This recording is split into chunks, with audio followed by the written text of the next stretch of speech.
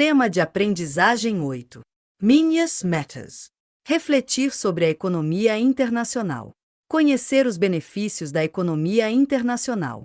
Justificar interesses econômicos. Compreender conceitos e processos da globalização. Estudar o processo de globalização. Discutir conceitos ligados à globalização. Discorrer sobre a Organização das Nações Unidas. Inicie sua jornada. Certamente você está pensando, mas, afinal, economia internacional faz parte da microeconomia ou da macroeconomia? Na realidade, a economia internacional é dividida em dois blocos, um que estuda os aspectos microeconômicos, como a teoria do comércio internacional, que procura analisar e justificar os benefícios que o comércio internacional gera para os países, e o outro grupo dos aspectos macroeconômicos, que são relativos à taxa de câmbio, que falamos um pouco no tema anterior, e ao balanço de pagamento. Para finalizar, o quarto tópico discutirá um tema de suma importância para todos os agentes econômicos, que é a globalização. O processo de globalização. Com o mundo globalizado, o comércio internacional está ganhando cada vez mais importância, pois é uma forma de transformar economias pequenas em desenvolvimento em potências econômicas. E, no caso do Brasil, o comércio exterior contribui, e muito, para que nossa economia cresça por meio da maior competitividade, ou seja, o comércio permitiu que as indústrias produzissem mais do que a capacidade do mercado interno, como o setor primário da economia brasileira. Como você sabe, somos um dos maiores exportadores de produtos primários, grãos. Apesar de toda a importância, as exportações brasileiras, em termos de valores monetários, ainda são pequenas se compararmos a países do mesmo porte do nosso. Esse fato demonstra a necessidade de estudarmos os problemas relacionados com a economia internacional e com o comércio exterior, ou seja, é preciso compreender as relações entre os países. Você sabe responder? Mas o que é globalização? A globalização designa o fim das economias nacionais e a integração cada vez maior dos mercados, dos meios de comunicação e dos transportes. Um dos exemplos mais interessantes do processo de globalização é o abastecimento de uma empresa por meio de fornecedores que se encontram em várias partes do mundo, cada um produzindo e oferecendo as melhores condições de preço e qualidade naqueles produtos que têm maiores vantagens comparativas. Vasconcelos, 2011, entende por globalização produtiva a produção e distribuição de valores dentro de redes em escala mundial, com o acirramento da concorrência entre grandes grupos de multinacionais. Por seu turno, entende-se por globalização financeira a negociação entre os diversos mercados de capitais do mundo. Aprofundando. A crescente integração financeira e o significativo aumento no número de crises cambiais levantam outra questão, que é como a crise de um país afeta outros países, o chamado efeito contágio, em que os efeitos das crises cambiais em um país se espalham para outros países. Essa possibilidade decorre da chamada globalização financeira. Agora que você compreendeu o conceito de globalização e sabe o quanto o mundo hoje é um só, precisamos conhecer alguns organismos internacionais que regem as relações entre países. Essas organizações são conhecidas como organismos internacionais. Assim, para iniciarmos nossas discussões acerca dos organismos que regem a economia e o comércio internacional, é fundamental compreender o papel de uma das principais instituições internacionais do mundo, que é a Organização das Nações Unidas, ONU, que tem como objetivos principais assegurar a paz mundial e o desenvolvimento dos países membros. Além da ONU, outros organismos regem as relações internacionais e estão diretamente ligados à ONU, que são a Organização Internacional do Trabalho, OIT, que, como o próprio nome diz, é uma instituição voltada para as leis mundiais do trabalho, o famoso e polêmico Fundo Monetário Internacional, FMI, que, dentre outras funções, estabelece a cooperação econômica, e, seguindo a mesma linha do FMI, temos o Banco Internacional para a Reconstrução e Desenvolvimento, BARD, também chamado de Banco Mundial. Iremos compreender a Organização Mundial do Comércio, OMC, que procura supervisionar e liberar o comércio internacional. Vamos discutir cada um deles? Organização das Nações Unidas, ONU. A Organização das Nações Unidas, ONU, é uma organização internacional formada por nações-países voluntários que trabalham em prol da paz e do desenvolvimento mundial, sendo criada na Conferência de São Francisco após o término da Segunda Guerra Mundial, mais exatamente em 24 de outubro de 1945, para que a paz mundial fosse mantida. Porém, a ONU não surgiu de um dia para o outro, foram anos de planejamento. Para você ter uma ideia, o nome Nações Unidas foi criado pelo presidente dos Estados Unidos Franklin Roosevelt, sendo utilizado pela primeira vez 3 anos antes da criação da ONU, em 1942, durante a Declaração das Nações Unidas, na qual foram reunidos 26 países que assumiram o compromisso de que a luta contra os países que formavam o eixo, Alemanha, Itália e Japão, na Segunda Guerra Mundial, continuaria. Em junho de 1945, foi criada a chamada Carta das Nações Unidas, elaborada por 50 países durante a Conferência sobre Organização Internacional, que ocorreu entre 25 de abril de 1945 e 26 de junho do mesmo ano. Apesar disso, somente em outubro de 1945, oficialmente, a ONU foi criada, com a ratificação da Carta pelos Estados Unidos, China, França, Reino Unido e a antiga União Soviética. Aprofundando.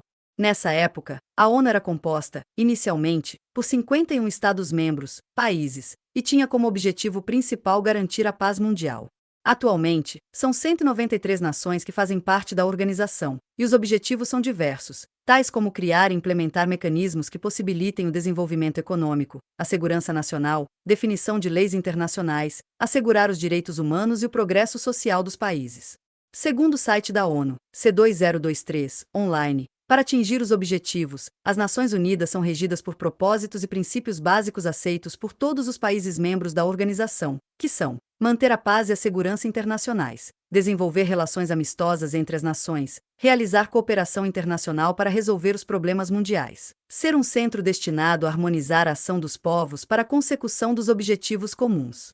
Com relação aos princípios que regem as Nações Unidas, podemos citar a igualdade soberana, cumprimento dos compromissos, resolução pacífica das controvérsias internacionais, não pode recorrer à ameaça contra outros estados, assistência à ONU, dentre outros. É importante observar que, para desempenhar os propósitos e princípios da forma mais imparcial possível, todos os membros da ONU se reúnem em Assembleia Geral, uma espécie de parlamento Senado Mundial, e cada país, independentemente do tamanho ou da riqueza que possui, tem direito a um voto apenas. As decisões tomadas em Assembleia, apesar de não serem obrigatórias, exercem pressão da comunidade internacional. A sede atual da ONU fica na cidade de Nova York, nos Estados Unidos, porém, o terreno e prédio em que está instalada não são considerados norte-americanos, e, sim, um território internacional. A sede da ONU na Europa fica na Suíça, em Genebra, além de existir escritório em Viena, e comissões regionais no Líbano, Tailândia, Chile e Etiópia. A independência da organização é tanta que eles possuem uma própria bandeira, correios e selos postais. Além disso, desde sua criação, em 1945, são 6 as línguas oficiais: árabe, chinês, espanhol, russo, francês e inglês, sendo que as mais utilizadas são o francês e o inglês. Organização Internacional do Trabalho, OIT. A Organização Internacional do Trabalho, OIT, é uma agência especializada que está diretamente ligada ao Conselho Econômico e Social da Organização das Nações Unidas. O principal objetivo da OIT é promover o acesso às pessoas, tanto homens quanto mulheres, ao trabalho produtivo e decente em condições de liberdade, equidade, segurança e dignidade, independentemente da sua nacionalidade. O que chama muito a atenção quando falamos na Organização Internacional do Trabalho é o conceito de trabalho decente, que merece ser discutido. O conceito foi formalizado em 1999 e resume a missão histórica da OIT em promover oportunidades, para homens e mulheres, de ter um trabalho de qualidade, em condições dignas, sendo esse trabalho, o decente, uma condição essencial para superar a pobreza, reduzir as desigualdades sociais, garantir a governabilidade democrática e o desenvolvimento sustentável. O trabalho decente é interligado com os objetivos da OIT, que são a 1. Liberdade sindical e reconhecimento efetivo do direito de negociação coletiva. 2. Eliminação de todas as formas de trabalho forçado. 3. Abolição efetiva do trabalho infantil. 4. Eliminação de todas as formas de discriminação em matéria de emprego e ocupação. A promoção do emprego produtivo e de qualidade, a extensão da proteção social e o fortalecimento do diálogo social. OIT, C2023, online. Fundo Monetário Internacional, FMI. O Fundo Monetário Internacional, FMI, é uma organização internacional criada em 1944 durante a Conferência de Bretton Woods, nos Estados Unidos, que tinha como objetivo controlar as finanças internacionais via cooperação para evitar problemas econômicos, como a Grande Depressão de 1929. Aprofundando. Atualmente, o FMI possui 188 países membros, incluindo o Brasil, que depositam parte das reservas internacionais criando um fundo. Esses recursos são utilizados para empréstimos a países que estão com algum desequilíbrio no balanço de pagamentos. O empréstimo pode ser feito mediante cumprimento de alguns requisitos ou normas que são estabelecidos durante a negociação que o país faz com o FMI. O FMI, além de emprestar dinheiro aos países que precisam, acompanha a política econômica de todos os membros e faz algumas recomendações, sempre de acordo com as pesquisas, levantamentos estatísticos e previsões mundiais, regionais e nacionais, que são elaboradas pelo secretário e sua equipe. Assim, os objetivos declarados do FMI podem ser resumidos da seguinte forma: promover a cooperação econômica internacional, o comércio internacional, o emprego e a estabilidade cambial, inclusive mediante a disponibilização de recursos financeiros para os países membros para ajudar no equilíbrio de suas balanças de pagamentos. Itamaraty C2023, online. Pensando juntos. A existência e, principalmente, as ações do Fundo Monetário Internacional são polêmicas, já que a instituição exige que os países que precisam de ajuda financeira tomem medidas de cunho extremamente liberal. Diante desse contexto, para você, qual é a importância, ou não, do FMI para os países, principalmente o Brasil? É importante observar, também, que os países que mais contribuem financeiramente podem contrair maiores empréstimos, e seus votos têm maior peso nas decisões internas na instituição. Essa é uma diferença do FMI com as demais instituições internacionais, ou seja, o FMI segue o chamado modelo corporativo de tomada de decisão, no qual o voto de cada país é de acordo com a cota. Para você ter uma ideia, em 2017, os Estados Unidos possuíam 25% dos votos, já que tinham a maior cota. A distribuição de cotas é feita de tempos em tempos, o que constitui uma oportunidade para que cada país aumente sua participação nas decisões da organização. Vamos recordar? Você certamente está pensando como é a estrutura organizacional do FMI, correto? O FMI é composto pela Assembleia de Governadores, que é responsável pela tomada de decisão, e por eleger o Conselho de Diretores, que é composto por 24 diretores que representam um país ou um grupo de países. Nesse último caso, são os chamados constituency. As políticas da instituição são definidas em reuniões do Conselho de Assuntos Financeiros e Monetários que acontecem 2 vezes ao ano, em geral, nos meses de abril e outubro. Banco Mundial. O Banco Mundial surgiu em 1944 durante a Conferência de Bretton Woods, com o nome Banco Internacional para a Reconstrução e Desenvolvimento, BARD. Na época da sua criação, o objetivo era atender às necessidades de financiamento de reconstrução dos países que foram devastados durante a Segunda Guerra Mundial, de forma a desenvolver tais países. Em 1956, a estrutura organizacional se tornou complexa, e outras instituições surgiram para suprir as demandas que não eram atendidas pelo BARD, formando o que chamamos, atualmente, de Grupo Banco Mundial. O grupo é formado, dentre outras instituições, pela Corporação Financeira Internacional, SEI, para expandir o investimento privado nos países em desenvolvimento, e a Associação Internacional de Desenvolvimento, AID, que concede empréstimos aos países menos desenvolvidos que não conseguem atender às condições do BARD. No conhecimento. Para aumentar os investimentos estrangeiros, foram criados o Centro Internacional para Arbitragem de Disputas sobre Investimentos, CIADI, e a Agência Multilateral de Garantia de Investimentos, ANGI. Assim, o Banco Mundial se tornou uma importante referência internacional para o processo de desenvolvimento e pode ser definido como uma agência especializada do Sistema das Nações Unidas, sendo a maior fonte mundial de assistência voltada para o desenvolvimento. É composto por 188 países membros. Em termos de estrutura organizacional, o Banco Mundial é parecido com o FMI, no qual existe uma Assembleia de Governadores com poder de voto, e esse voto é de acordo com o capital do banco, e um conselho composto por 25 diretores eleitos pelos 188 países. As reuniões acontecem 2 vezes ao ano, abril e outubro, e faz parte da reunião o Conselho de Diretores, composto por 25 membros. Organização Mundial do Comércio, OMC. Das organizações que discutimos nesta sessão, a Organização Mundial do Comércio, OMC, é a mais nova, tendo sido criada em 1995, e desde seu surgimento, atua como a principal instância do sistema de comércio internacional. Aprofundando. A OMC tem como objetivo estabelecer um marco institucional comum para regular as relações comerciais entre os diversos membros que a compõem, estabelecer um mecanismo de solução pacífica das controvérsias comerciais, tendo como base os acordos comerciais atualmente em vigor, e criar um ambiente que permita a negociação de novos acordos comerciais entre os membros. Itamaraty, C2023, online. Em 2017, a OMC era composta por 160 membros, e o nosso país é um dos fundadores. A sede é em Genebra, na Suíça, e são 3 as línguas oficiais na organização, que são o espanhol, o francês e o inglês. Apesar de ser uma organização nova, a origem da OMC é de 1947, com o Acordo Geral sobre as Tarifas e Comércio, GATT, do qual herdou o conjunto de princípios que são os fundamentos da regulação do comércio. Dentre eles, podemos citar de acordo com o Itamaraty, C2023, online. Nação mais favorecida. Os membros devem estender aos parceiros comerciais todos os benefícios concedidos a outro membro. Tratamento nacional. Um produto importado deve receber o mesmo tratamento que o produto similar no território do membro importador. Consolidação dos compromissos.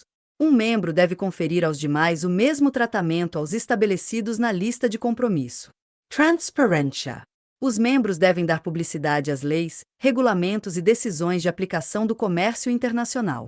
Os órgãos que compõem a OMC são a Conferência Ministerial, instância máxima da organização composta pelos ministros das Relações Exteriores ou de Comércio Exterior dos membros, o Conselho Geral, órgão composto pelos representantes permanentes dos membros em Genebra, que ora se reúne como órgão de solução de controvérsias, OSC, e ora como órgão de revisão de política comercial, o Conselho para o Comércio de Bens, o Conselho para o Comércio de Serviços, o Conselho para os Aspectos dos Direitos de Propriedade Intelectual relacionados ao comércio, os diversos comitês, e dentre eles, os comitês de acesso a mercados agrícola e de subsídios, dentre outros, e o secretariado, que tem por função apoiar as atividades da organização e é composto por cerca de 700 funcionários, dirigidos pelo diretor-geral da OMC, Itamaraty, C2023, online. Grupo dos 7, G7, e Grupo dos 20, G20. Existem 2 grupos econômicos internacionais, informais, que englobam países com certas características em comum, que são o Grupo dos 7, G7, e o Grupo dos 20, G20. O primeiro reúne as 7 nações mais industrializadas e desenvolvidas do planeta, que são os Estados Unidos, Alemanha, Canadá, França, Itália, Japão e Reino Unido. Já o Grupo dos 20, G20, é composto por países industrializados, como os que fazem parte do G7, a União Europeia e os países emergentes, como o Brasil. Este grupo é informal, mas juntos procuram discutir a estabilidade econômica global, as políticas nacionais e internacionais relacionadas às instituições econômicas. Certamente, você deve estar se perguntando qual é a origem do G7 e G20, correto? Para compreendermos a origem, precisamos nos reportar à França de 1975, quando as 6 maiores economias da época se reuniram com o objetivo de estabelecer a cooperação entre si. Esse grupo ficou conhecido como G6 e, em 1976, com a entrada do Canadá, tornou-se chamado G7, ou Grupo dos 7. Diversas mudanças ocorreram no final do século XX, tais como a unificação da Alemanha e o fim da União Soviética. Essas mudanças alteraram a realidade internacional. Com isso, a Rússia se tornou uma economia capitalista, fazendo com que o país fosse reconhecido e, no final da década de 1990, o G7 se transforma em G8. Porém, com a nova realidade, e com o crescimento de termos econômicos e de importância das economias emergentes, surgiu a necessidade de uma maior cooperação dos países industrializados com as economias emergentes a partir da década de 1990. Essa importância foi maior ainda durante a crise de 2008. Assim, em novembro de 2008, George W. Bush, então presidente dos Estados Unidos, convidou os líderes das 20 economias mais importantes em termos mundiais para uma reunião em Washington. Essa reunião tinha como objetivo inicial dar uma resposta consistente para a crise financeira de 2008 que teve início nos Estados Unidos. Nesse contexto, surge o chamado Grupo dos 20, G20, e os países que nele se enquadram passaram a se reunir 2 vezes ao ano, sendo um encontro entre os ministros da Fazenda e os presidentes do Banco Central de cada país, e o outro entre os chefes de estados. Em 2017, o G20 conta com a participação de chefes de Estado, ministros de Finanças e presidentes de bancos centrais de 19 países: África do Sul, Alemanha, Arábia Saudita, Argentina, Austrália, Brasil, Canadá, China, Coreia do Sul, Estados Unidos, França, Índia, Indonésia, Itália, Japão, México, Reino Unido, Rússia e Turquia. A União Europeia também faz parte do grupo, representada pela presidência rotativa do Conselho da União Europeia e pelo Banco Central Europeu, Banco Central, C2023, online.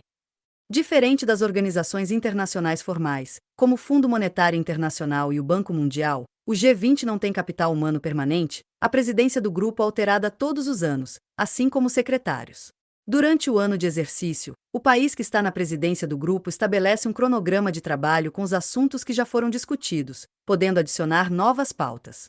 Você sabe responder? Você sabe em qual ano o Brasil presidiu o G20? Em 2008, desenvolveu os trabalhos voltados a temas como competição no setor financeiro, biocombustíveis e espaço fiscal. BRICS. Você certamente já ouviu falar nos BRICS, mas você sabe dizer o motivo deles serem tão importantes, principalmente para nosso país? BRICS é um termo criado em 2001 que se refere a 4 países emergentes, que são Brasil, Rússia, Índia e China e, a partir de abril de 2011, África do Sul. Assim, você pode perceber que o termo BRICS é a junção da primeira letra do nome em inglês de cada um dos países que dele fazem parte. Aprofundando. Os países que fazem parte dos BRICS possuem características em comum. Dentre elas, podemos citar estabilidade econômica recente, mão de obra abundante e se qualificando, produção e exportação em crescimento, reservas de recursos minerais, investimento em infraestrutura, melhoria nos indicadores sociais, redução lenta das desigualdades sociais, investimentos estrangeiros, população com acesso ao sistema de comunicação. Apesar das características, os BRICS não formam um bloco econômico, e sim uma aliança que tem como objetivo geral ganhar força no cenário político e econômico mundial e, assim, defender os interesses em comum.